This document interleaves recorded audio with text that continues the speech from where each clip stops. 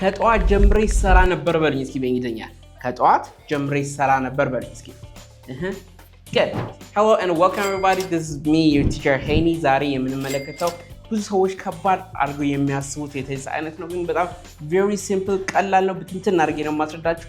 ባጭሩ አብራችን ቆዩ። የቴንስ ስም ምን ይባላል? Present Perfect Continuous ይባላል። Present Perfect Continuous ስሙ ረጅም ነው፣ ነገር ግን very simple ነው። እንዳትጠራጠሩኝ፣ ግን በደንብ ማስታወሻ ደብተር ላይ እየጻፋችሁ መከታተል ይኖርባችኋል ማለት ነው። What is the Present Perfect Continuous? ምንድነው? መቼ እንጠቀመዋለን?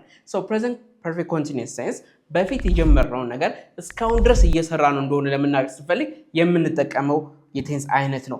ፎከሱ ምን ላይ መሰላችሁ? ዋናው ዓላማው የቆይታውን ለመናገር ስንፈልግ በቃ አክቲቪቲውን ይህን ስናደርግ ቆየን የሚለውን ለመናገር ስንፈልግ የምንጠቀመው ነው። ትዝ ካላችሁ ከዚህ በፊት ፕሬዘንት ፐርፌክት ተምረን ነበረ።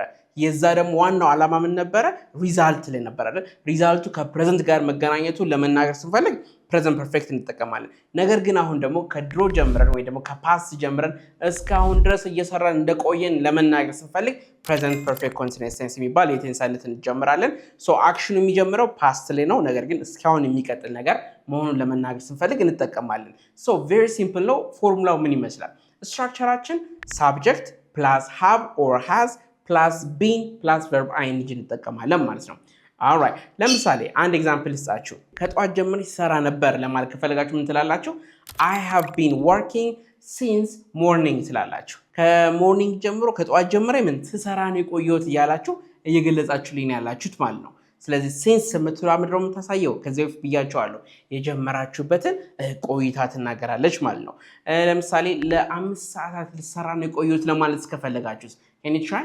ለ5 ሰዓታት ልሰራ ነው የቆየሁት ለማለት ከፈለጋችሁት alright, I have been working for 5 hours ስላላችሁ I have been working for 5 hours ብላችሁ ትገልጹልኛላችሁ ማለት ነው። ስለዚህ ይሄን ያህል ጊዜ ስሰራ ነው የቆየሁት፣ ይሄን ያህል ጊዜ እንደዚህ ሳደርግ ነው የቆየሁት ለማለት ስትፈልጉ I have been ትሉና I have been ካላችሁ በኋላ ምን የቨርባችሁን ማስቀመጥ። ለምሳሌ ሳጠና ነው የቆየሁት I have been studying for 5 hours ለ5 ሰዓታት ሳጠና ነው የቆየሁት።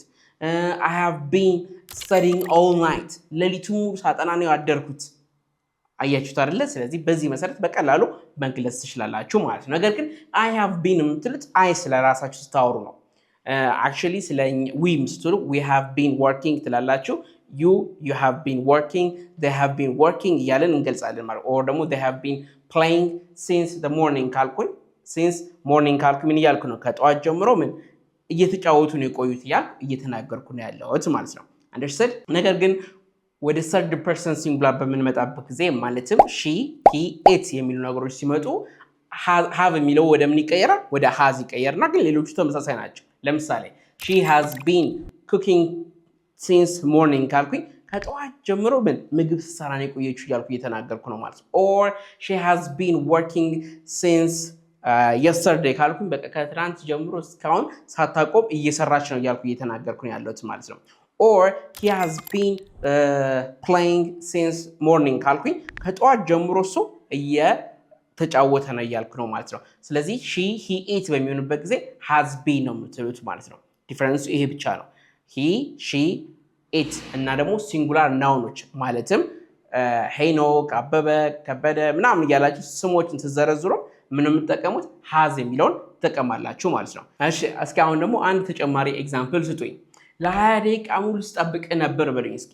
ለ20 ደቂቃ ሙሉ ስጠብቅ ነበር በሉኝ እስኪ። እስካሁን ድረስ እየጠበቃችሁ ከሆነ ምን ትሉኛላችሁ? I have been waiting for 20 minutes ስላላችሁ I have been waiting for 20 minutes ስላላችሁ ማለት ነው። ለ20 ደቂቃ ያህል ስጠብቅ ነበር እያላችሁ መግለጽ ትችላላችሁ ማለት ነው። understood?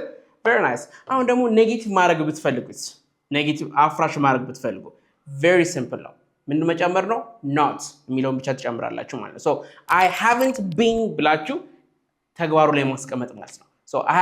I have been I haven't been ከዛም በኋላ ለምሳሌ studying I haven't been studying since morning ከጠዋት ጀምሬ እያጠናሁ አልነበረም እያላችሁ ነው ማለት ነው። ወይም ደግሞ I haven't been waiting for 20 minutes አይ ለ20 ደቂቃ እየጠበቅኩ አልነበረም።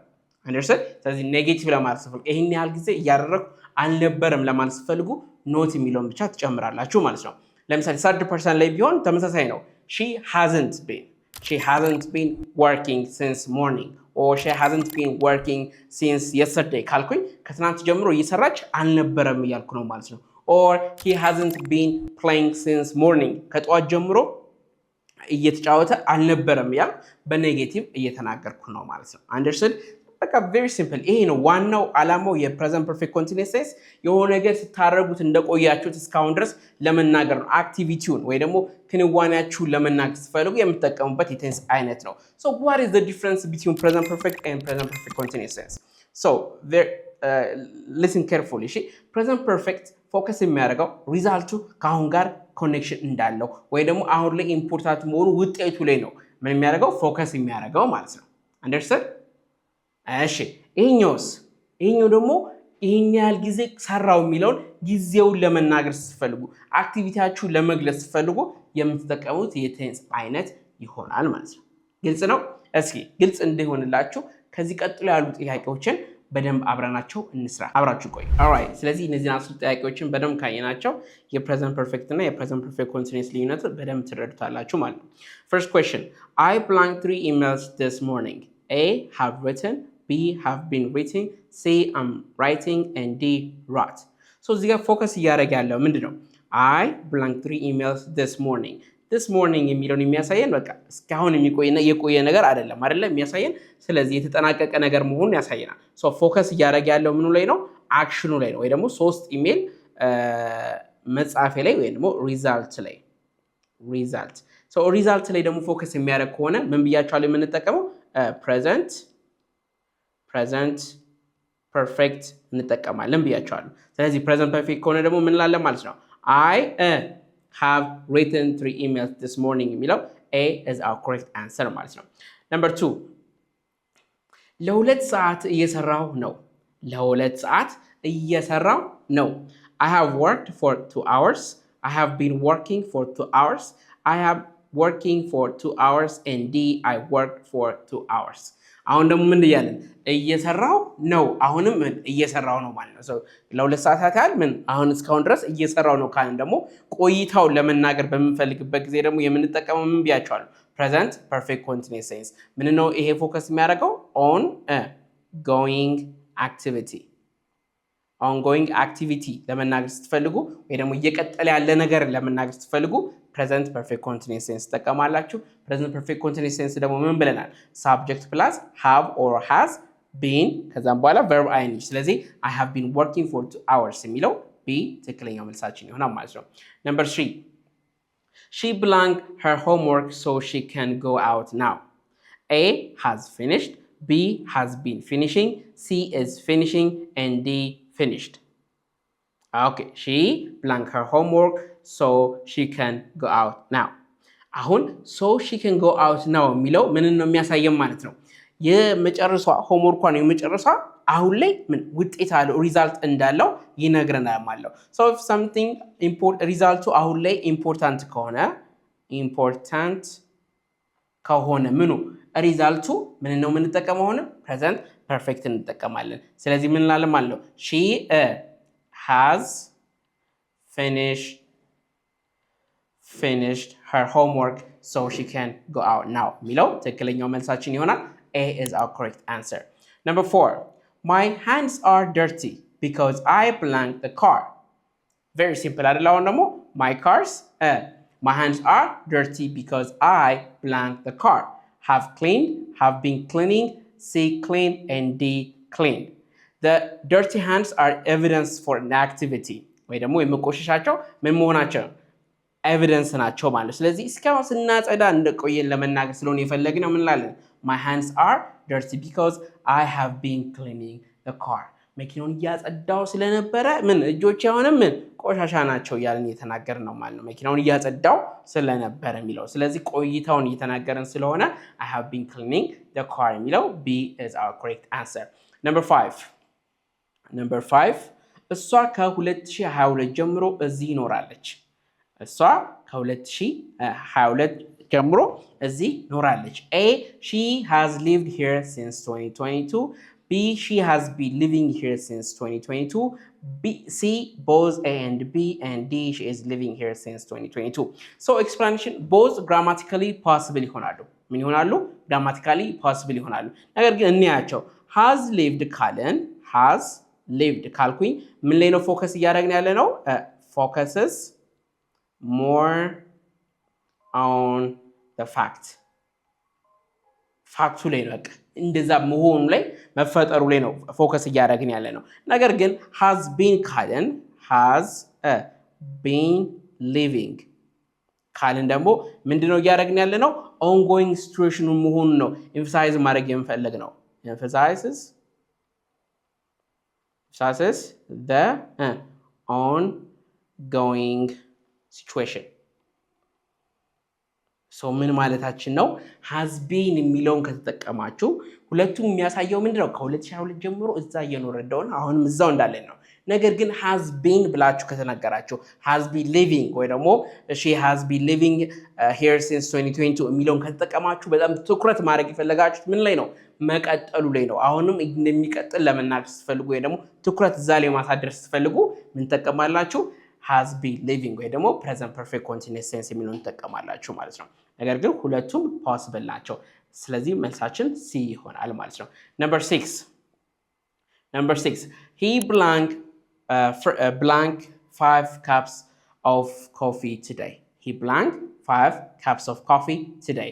A has drunk, B has been drinking, C both A and B and D drank. እሺ አሁንም በደንብ ፎከስ አድርጉልኝ።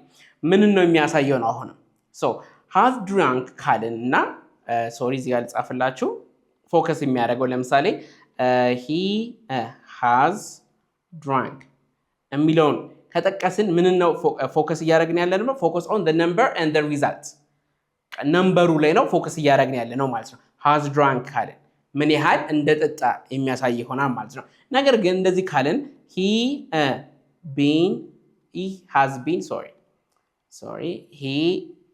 has been drinking ካልኩኝ ምኑ ላይ ፎከስ ያደርገናል? on the activity ይሆናል ማለት ነው። ፎከስ ለማድረግ የፈለግንበት እንጂ ትርጉማቸው ሁለቱም ያስኬደናል ማለት ነው። አሁን ምን አልኳቸው? has drunk ካላችሁ ምን ላይ ነው? ነምበሩ ላይ ነው ፎከስ እያደረግን ያለ ነው ማለት ነው። ምን ያህል እንደጠጣ ፎከስ እያደረግን ነው ማለት ሪዛልቱ ላይ። ነገር ግን have been drinking ካልን ደግሞ ፎከስ የምናደርገው ምንድነው? አክቲቪቲ ሲያደርገው እንደዋለ ለመናገር ስንፈልግ ይህንን እንጠቀማለን ማለት ነው። number 7 ከ30 ደቂቃ ጀምሮ እየጠበቁህ ነው። very simple ከ30 ደቂቃ ጀምሮ ምን እየጠበቁህ ነው? ይሄ ፎከስ የሚያደርገው ምንድነው? ongoing activity ይሄን ያህል እያለ ነው። ይሄን ያህል ደቂቃ እየጠበቁ ነው እስካሁን የሚለው ነገር ከተናገረን ሁሌም ቅድም እንዳልኳችሁ present perfect continuous tense እንጠቀማለን። present perfect continuous tense ከሆነ ምን ደግሞ ምን ያስፈልጋል?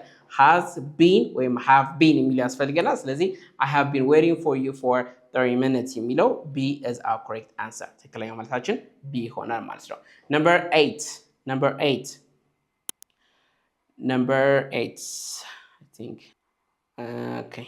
think number 9 ጻፍኩት። እሺ number 9 you clothes are wait what blank እሺ have you done, have you been doing, did you do and have you been done እዚህ ጋር ምን ነው የሚያሳየን?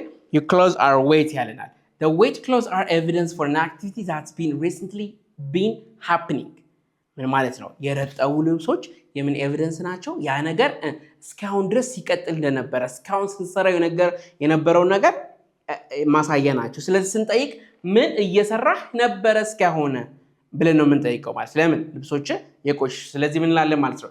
your clothes are wet what have you been doing የሚለው እንመልሳለን ማለት ነው። what have you been doing የሚለው B is our correct answer። ትክክለኛ መልሳችን B ይሆናል ማለት ነው።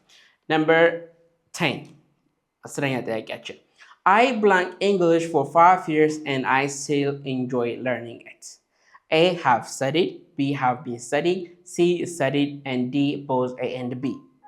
Alright. So እዚህ ጋር ደግሞ እናንተ ኮሜንት ሴክሽን ላይ ትክክለኛውን የዚህ መልስ ከጻፋችሁልኝ እውነትም ፕሬዘንት ፐርፌክት ኮንቲኒየስ ምን ማለት እንደሆነ ወይም ደግሞ ፕሬዘንት ፐርፌክት ልዩነታቸው ምን ማለት እንደሆነ እንደገባችሁ ማረጋገጥ እችላለሁ ማለት ነው። እንግሊዝኛ መማር ከፈልጋችሁ እታች በምታገኟቸው ስልክ ቁጥሮች ደውሉልን። በአካልም በኦንላይንም ስለምናስተምራችሁ ስፔሻሊ ደግሞ ስፒኪንግ ያቃታችሁ ሰዎች እያዳመጣችሁ ነገር ግን ማውራት የሚያቅታችሁ ከሆነ በጣም ቀላል የሆነ የ3 ወር የስፒኪንግ ኮርስ ስላለን እሱን ጆይን ማድረግ ትችላላችሁ።